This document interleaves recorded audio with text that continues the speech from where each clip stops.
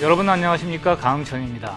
장구한 시간의 흐름 속에서 한국과 세계의 역사를 함께 살펴보는 타임라인 한국사 12번째 시간입니다. 오늘은 12세기로 들어가서 당시의 한국과 세계의 역사를 살펴볼 텐데요.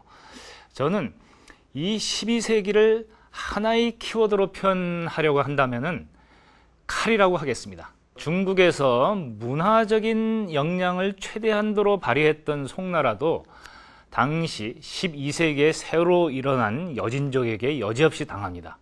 그리고 그 여파에서인지 고려에서도 그동안의 문신 중심의 귀족 정치가 쇠퇴를 하고 무신들이 정권을 잡습니다. 이게 비슷한 시기에 일본에서도 그런 일이 일어나고요. 멀리 유럽에서는 한 세기 내내 십자군 전쟁이 진행이 됩니다. 십자군 전쟁은 칼 든 기사들의 전쟁이었습니다. 도대체 한 세기에 이렇게 칼이 춤을 추는 그런 현상이 전 세계적으로 확산됐던 것은 어떤 이유에서였을까요? 그리고 그것은 한국과 세계에 각각 어떤 영향을 주었을까요? 함께 살펴보도록 하겠습니다. 윤과는 여진 정벌군의 원수로 구성을 쌓아 침범하는 여진을 평정했으며 고려에는 송나라 대성아악이 들어와 아악이 시작됐습니다. 이후 여진족이 강해져서 금나라가 됐고 고려는 강해진 금과 사대 관계를 맺었으며 인종의 외할아버지 이자겸은 인종을 몰아내고 왕위에 오르려다 귀양을 떠났고 승려 묘청은 서경에서 조광, 유참 등과 함께 반란을 일으켰으며 김부식은 가장 오래된 역사책 삼국사기 50권을 편찬했습니다. 이 시기 유럽에서는 프랑스에서 무혼시 롤랑의 노래가 지어졌고 인도 동남아 지역에서는 수리아바르만 2세가 앙코르와트를 건설했습니다. 송나라에서는 박납의 난이 일어났고 신성 로마 제국 황제와 교황은 보름스 협약을 맺었으며 금나라는 송나라의 요청으로 요나라를 쳐서 멸망시켰고 요를 멸망시킨 금은 송나라 수도 개봉마저 점령하고 남송을 세웠습니다.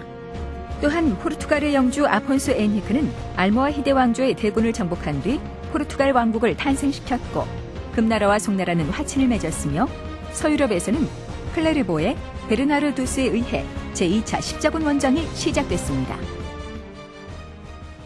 12세기 전반기 많은 변화가 있었는데요. 그 중에서 여러분은 어떠실지 모르겠습니다만 제 눈을 사로잡는 하나의 사건이 있습니다. 묘청의 서경천도 운동인데요. 이것은 그 사건 자체도 고려 사회를 뒤흔들어 놨던 거대한 반란 사건이었습니다만은 오늘날 우리의 시점에서 보면 더 중요한 사건입니다. 왜냐하면 이 사건을 보는 시각에서 우리의 소위 민족주의 사관이라는 것이 탄생하는 그런 계기가 됐으니까요. 그것이 어떻게 그렇게 된 건지 한번 살펴보도록 하겠는데요. 이 묘청의 서경천도 운동을 설명하기 위해서 저는 지금 우리가 언제나 꿈꾸는 곳, 우리의 반쪽인 북한의 수도 평양의 가운데를 흐르는 대동강입니다. 이 대동강으로 제가 온 것은 이 대동강과 묘청의 서경천도 운동은 밀접한 관계가 있기 때문입니다. 밀접한 관계 정도가 아니라 바로 이곳이 서경천도 운동의 역사적 무대입니다. 왜냐하면 서경이라는 것이 바로 지금의 평양을 가리키는 것이니까요. 이 묘청이라는 사람이 일으킨 서경천도 운동을 이해하려면 우리가 1126년으로 거슬러 올라가야 하는데요. 그때 어떤 일이 있었냐면은 고려가 금나라의 사대를 하기로 결정을 합니다. 금나라는 살펴보셨다시피 여진족이 세운 나라입니다. 이 여진족이라는 것은 우리 민족의 역사와 때려야 뗄 수 없이 아주 긴밀하게 연결되어 있는 그런 민족이었는데요. 이 여진족이 누구에게 지배를 받고 있었냐면 고구려 발해에게 지배를 받고 있었어요. 그런데 이 고려를 부모의 나라로 섬기던 여진족이 갑자기 12세기 들어가지고 확 커져버려서는 이제는 고려 정도는 우습게 여길 정도의 커다란 나라가 됐습니다. 그리고 중국에서도 예전에 그렇게 고려를 괴롭히던 요나라, 즉 거란족이 세운 그 나라를 한순간에 무너뜨리고 북중국이 패자가 돼버렸어요. 그리고 마구 송나라를 압박해 내려갔습니다.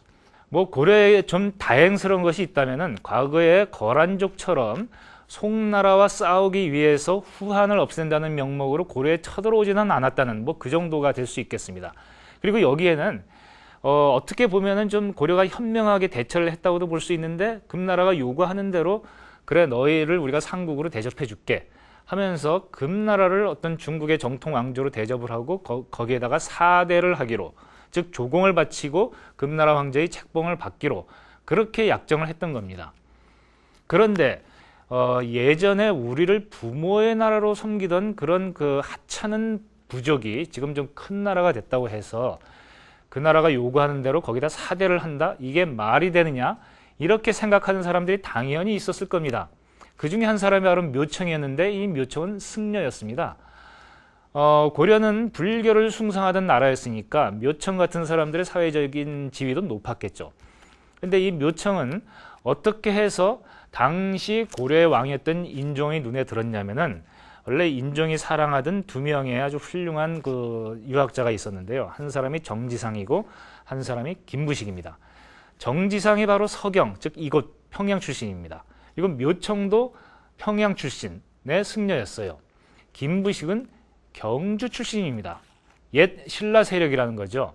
그리고 따라서 이 신라 출신인 김부식은 원래 고려의 국시였던 북진 정책 이거 별로 달갑게 생각하지 않았던 것 같아요.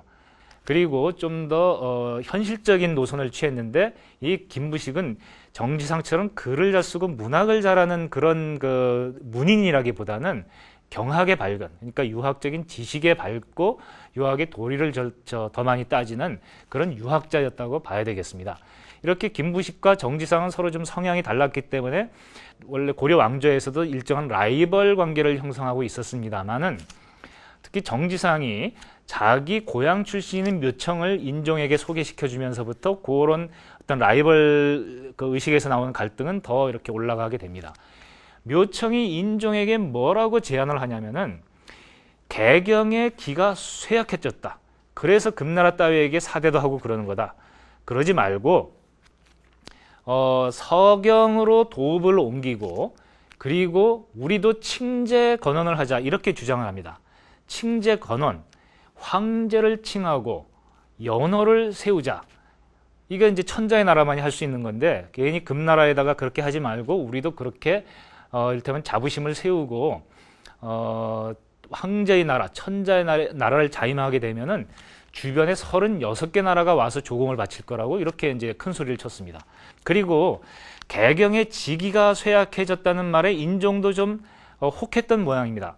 그래서 1128년, 그러니까 금나라의 사대를 하기로 한 지 2년 후에는 그래 네 말대로 한번 해보자 라고 해서 바로 이곳 평양, 그러니까 서경에다가 궁궐도 짓도록 합니다. 이렇게 서경 천도의 움직임이 가시화되자 개경을 기반으로 한 김부식을 중심으로 한 유학자들은 대단한 위기의식을 느끼고 이걸 어떻게 해서든지 저지하려고 합니다.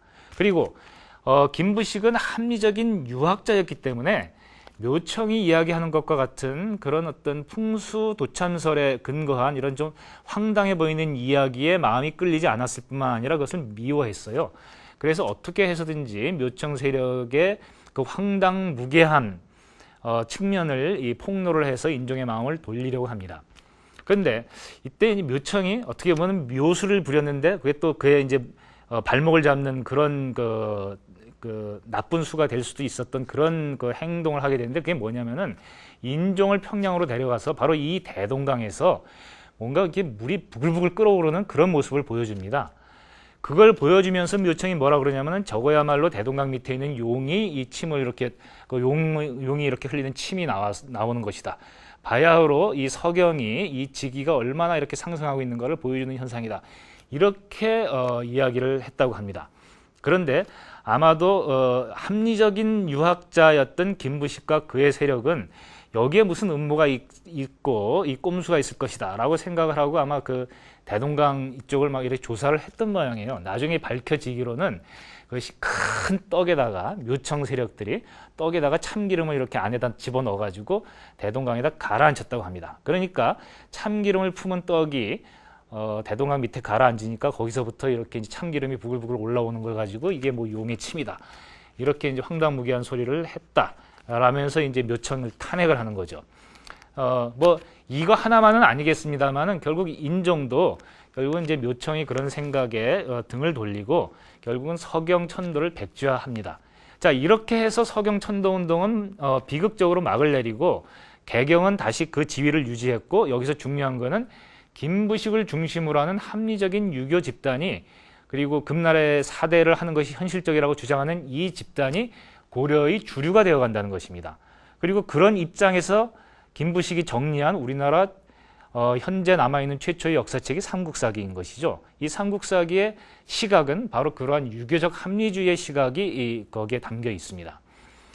뭐 이렇게 해가지고 고려시대에는 이 사건이 마무리됐는데, 그로부터 한 800년 지나가지고 1929년에 이 사건이 갑자기 다시 부각이 됩니다.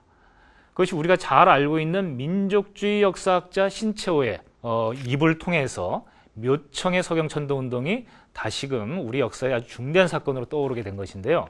1929년이면 어떤 시대입니까? 우리가 일제의 침략을 받고 그 식민지가 돼서 고통을 당하고 있던 시기입니다.